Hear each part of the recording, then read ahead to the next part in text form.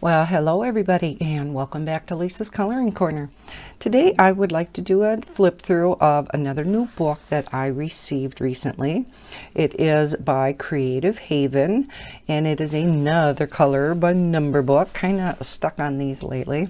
And this one is titled Birds. Now this book has a little bit of a twist to it. It's not your typical normal color by number book.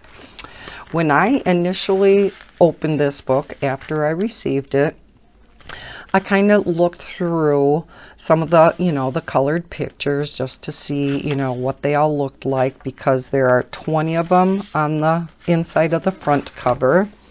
And then there are 46 total. So the remaining, 20 on the front? So 26 pictures on the back cover. And so I was just looking through them, and so you do have reference pictures to look at when you are coloring these pictures, or you want to look at one, you're like, okay, I want to color this one. But then I looked at the color palette, and there's 24 colors. But if you look at number 1, let me zoom in a little. When you look at number 1, I'm like, okay, what is that? It's like black going into gray, going into white. And there is a gray and a black. And I'm like, what in the world is that all about?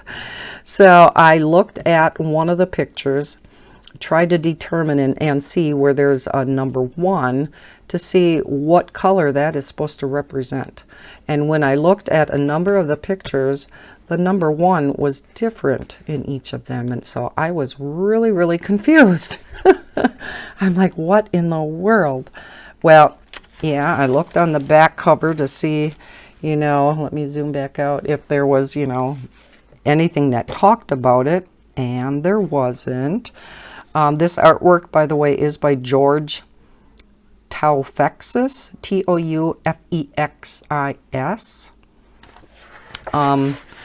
And it is by Dover Publications. So I'm like, okay, let's look through here.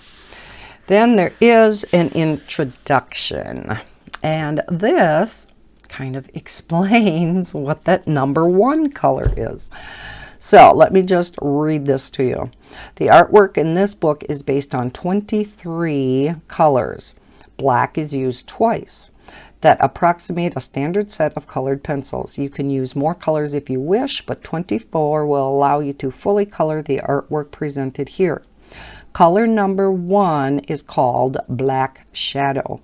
It is the same as black, but is used to darken the color above, below, or next to it by overlaying, which is a technique of lightly applying black over an existing color or applying color over light black. You can choose to use a darker color instead of black, such as dark blue for cool shadows or dark brown for warm. In the illustrations, the number 1 usually corresponds to the number closest to it in the adjacent space. White is represented as a blank space. Lots of detail means that some spaces are too small or thin to house a number. In those cases, follow the immediate color pattern, and common sense will yield the best results. So in other words, in order to color in this book, you have to have common sense. All right, tips and techniques. Just goes through a number of things. Because of the level of detail in this book, it is best to use hard colored pencils, allowing for a thinner, tighter line. Good way to start is to moderately apply the lightest and darker colors first. So yeah, it goes through a bunch of different tips. Last thing being, above all, have fun. Most important tip, right? Okay, so if you get this book, you can go ahead and read through all of those. So let's get into the pictures themselves. Now, what I like is at the very top over here, let me zoom you back in a little. It gives you the number and then what bird it is. So if you want to maybe look up a reference picture, if you're going to kind of color it on your own and not follow the numbers, you kind of know what type of bird it is. Otherwise, if you're using the numbers, here's the number 1. all you do, you go back to the front of the book and you can kind of see what that particular one looks like, because again here it has one bald eagle. So let's go ahead and look at these pictures. Now let's zoom out a little more. Okay, as you look at these, you can see that yes, they are in fact highly detailed, but that means that these pictures are going to be gorgeous when they're done. You know, it's not a picture you're going to sit down with your markers or pencils and just color, you know, in one sitting. It's something that's going to take a little bit to do. The other thing is, for those of you, I've had many comments in the past about color by number books. Do the numbers disappear after you're done coloring, or can you still see them through? And for me, having the numbers show after I'm done coloring them, especially, you know, your lighter colors, they're of course going to show through. This book, however, probably would be designed for those of you who do not want the numbers showing through when you're done coloring the picture. Because let's zoom way in. These numbers are very, very small and light. Let's see if I can find an area where they're going to show up. You can kind of see some in through here. Okay, like there's a number. But yes, they are very small, very light. You will most likely not see them at all or very little once you are done coloring this picture. But if you have a visual impairment, I do not think this book will be for you. I myself would probably have to get out, possibly for some spots, a magnifying glass of some sort. Some of these numbers, and it may not show up on camera real well, some of these you can pick out pretty well and you can read pretty good. But when you do get into the finer detail, some of them, especially like between a 1 and a 7, or maybe like a 3 and an 8, it may be hard to distinguish the colors sometime, unless, let's say, a 3 is a bright red and an 8 is a brown. You know, if the colors are very different, you may not have a problem, because you'll think, okay, that brown would not go there, that bright red would not go there. But yeah, so yeah, very, very light, small numbers. So I did want to point that out. But with that in mind, let's go ahead and look at all the pretty birds in this book. Again, because it is printed so light, some of this may be a little difficult to see, and I apologize for that.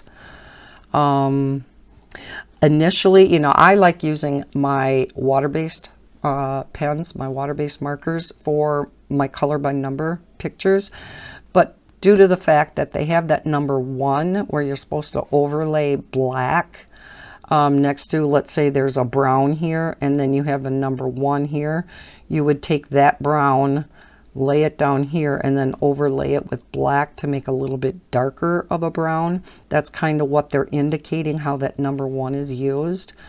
The first picture that I'm going to do in here, I am going to use colored pencil and just see how that process works, what they're actually suggesting.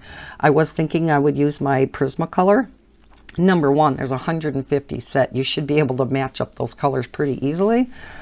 And I thought, because they are the softest, I would get a really nice opaque look, more of a painterly type of look once I'm done with the entire picture. But then thinking that through, I think there's 2 problems with that. Number 1, because Prismacolor is so soft, the tips are not going to stay sharp for very long, and you're going to be constantly sharpening your pencils. And number 2, due to the fact that they are so waxy and so opaque, I don't think Prismacolor would work real well if I'm using oh, excuse me, if I'm using hard pressure, I really won't be able to overlay the black over the top real well. So I think I'm going to try either my polychromos or my Holbeins, probably the Holbeins, because they're kind of in between the Prismacolor and the polychromos. You know, they're a little bit harder than the Prismacolor, but they lay down color really nice. And you have a little bit larger color selection with the 150 Holbein versus the 120 polychromos. So the very first picture I do in here, I do believe I will be trying out the Holbeins on here. With that being said, though, it's not saying you cannot use markers in this book, because again, you pick out your color palette, number 2 through 24. Then when you see a number 1 and you do see, you know, there's maybe a brown here, you go through your markers and you just pick out a shade darker brown and you put that in the 1 area, rather than worrying about overlaying a black to make it a little bit darker. You just pick a shade out of your markers that's a little bit darker. So you can still use marker in here. And the second picture I color in here, I will be using one of my sets of water-based markers and coloring in here. There are some areas you definitely will need your fine liners to color. I think fine liners would work great in here. As you all know, I love my Arteza toy markers. I have the 100 set, and I think those that set of pens would work great in this book, because you have the very teeny tiny tip and you also have that really nice brush tip. So yeah, I think I may try those out in here. Or the Tombos also have 2 nice ends to it too, but they don't have the super fine tip, which like I said, you're going to need in some of this. So anyways, let's get on with the pictures. So here we have the bald eagle. And here we have some harlequin ducks. I don't think I've ever heard of harlequin ducks. Kind of like my flowers. I don't know all my birds either. Here we have a flamingo. I do know that one. So I bet you that's got some pretty colors in. Here we have a blue jay. Have a lot of those around here, and while they are pretty, they are loud and they can be mean. They like to steal things. Cedar waxwing.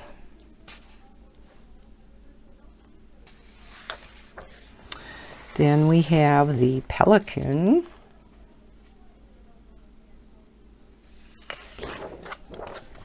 And we have the Mallard Duck, so we know that's going to have a pretty green head to it. Lots of browns. Really pretty backgrounds to these pictures too. Really pretty scenic backgrounds. Then we have the flicker.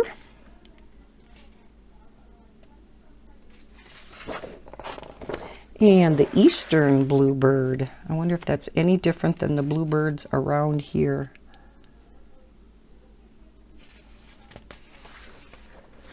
We have the spoonbill, very aptly named. Again, I apologize if this is kind of light. You know, well, let me try something once and let me just see if, no, that's not going to adjust it too well. Here's the cloudy. I'm trying to adjust the tone. That's getting pretty blue. Let's try that. I think you can see it a little bit better. Yeah, it worked out better when I was over here. And so, okay, anyhow, here is the raven.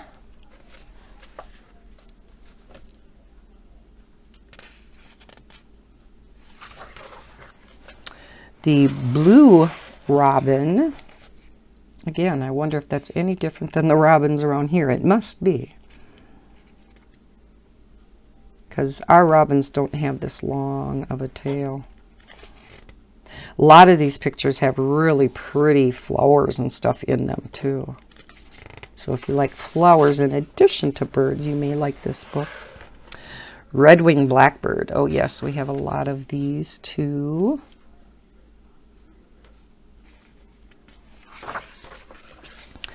And then we have, never heard of this one, Gallinule. Gallinule. Have you guys heard of that? I'm sure some of you have. Many of you have. Oh, here's another one. Merganser. Merganser. Boy, oh boy. Must be a type of a duck.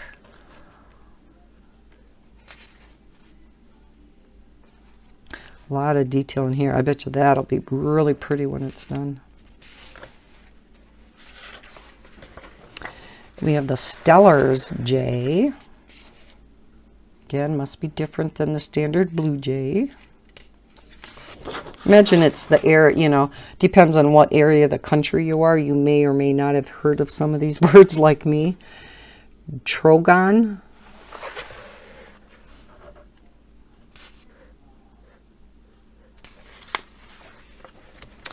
And then the crow. Oh yes, we have a lot of these too. Noisy birds. Baltimore Oriole. Oh, love those birds. We have a few of these. They're not super common. Just, oh, such bright orange. I mean, they're just gorgeous. Look at these pretty flowers around them too. Really pretty. I wonder what color those flowers are going to be. Let's look. Number 19. Ooh, pretty pinks. Now, I thought Baltimore Orioles were bright orange. That's interesting. Huh. I don't think I've ever seen a Baltimore Oriole, unless I'm thinking of a different Oriole, but I thought they were called Baltimore Orioles around here. The ones I've seen around here are all bright orange.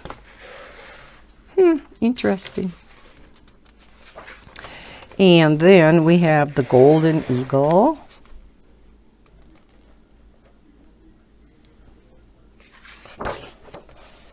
And the quail. So as you can see, I'm having to flip the book around. It seems like every other one. One is portrait, one is landscape.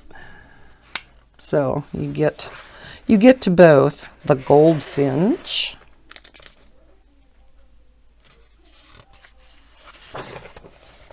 The mountain chickadee. Oh, and look at that pretty sunflower, I'm assuming.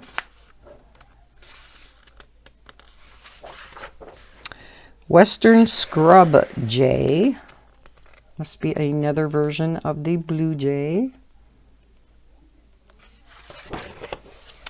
Magpie. Another blackbird. Then scarlet, is it ibis? Ibis?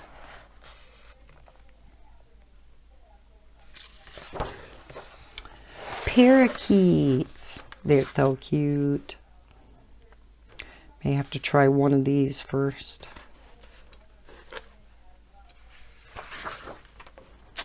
Western bluebird. Bluebirds are pretty too. A lot of pretty flowers in this one too. And Bullock's Oriole. A lot of pretty leaves in this one. Puffin.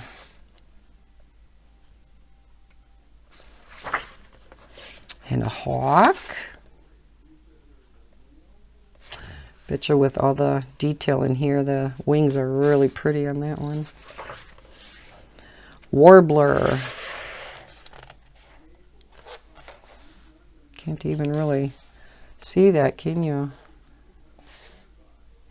I do apologize.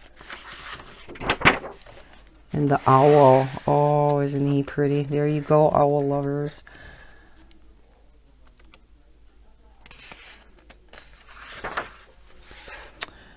Condor.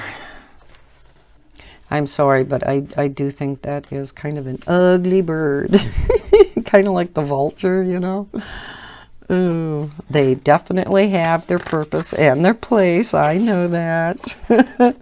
Fly catcher. Now, do they really catch flies? Is that where they got their name from? More really pretty flowers in here. Roadrunner, Mimi. There he is down here, kind of hidden. And the coyote's even in here. Roadrunner. Now, for you young'uns, you probably have no idea what I'm talking about. The goody oldies cartoons. They don't know how long. Well, I think you can find them on TV yet. Egret.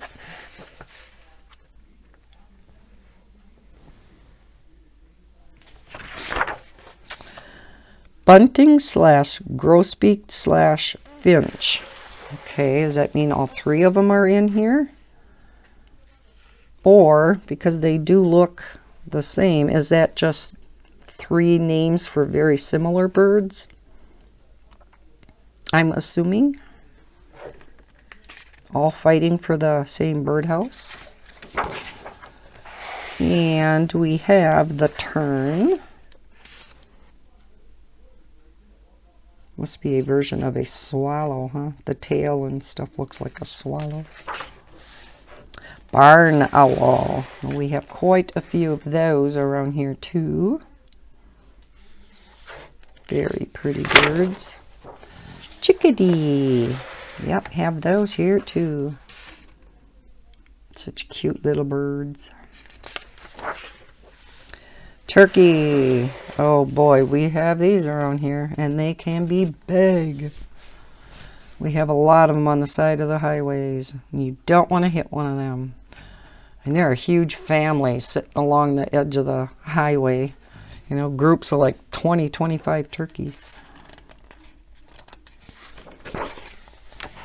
And hummingbird. Oh, my favorite. Yep, you have to do this one first. We should see what kind. It looks almost like a ruby-throated. Let's see. 43. So that'll be in the back. 43. Oh, no. It's a very brownish type of hummingbird. Type of hummingbird is that, you know? Pretty flowers, though. Yep. Brown with a yellow throat. So I'm not sure what kind of hummingbird that is, but pretty. Then cardinal. It's my next favorite bird. Those were always my mom's two favorite birds too. Maybe that's where I got it from. And the woodpecker. I think we have, what, one more? Yep. The loon. A lot of those up in the north woods. Oh, and a little baby one. Again, kind of hard for you to see on this paper, but you can see it much better than what it's showing in the camera. It's just the numbers themselves. On here, I can pick out the numbers pretty good, though. Like this is number 3. The head is, here's 15, 19, 24, 19, 18. So, I mean, it's not like you can't see them. It's just certain areas. They're going to be a little bit more difficult to see. But yeah, on this one, I can make out all of the numbers. So, not too terribly bad. Here's a number 1, though. So, it's next to the 7. So, you know that this over in here is going to be one shade darker than this. So again, if you use markers, you know, that's all you'd have to do. And then that's it. We have the back cover, again, showing the rest of the colored in images. Oh, that owl is pretty. Okay, and then that's the back of the book again. So we have 46 pictures in here, color by number bird pictures. Again, with a little bit of a twist to them. I've never seen a color by number book that gave you that feature of, you know, just creating a darker color by overlaying with black. But I think it should be fun. I am looking forward to trying out this book and seeing how it goes. So, I thank you for joining me on this flip through, and I hope you liked looking at this unique type of color by number book. If you did, please hit that like button. Subscribe if you are new to my channel. I hope everybody's having a terrific week, and as always, happy coloring. Bye, guys.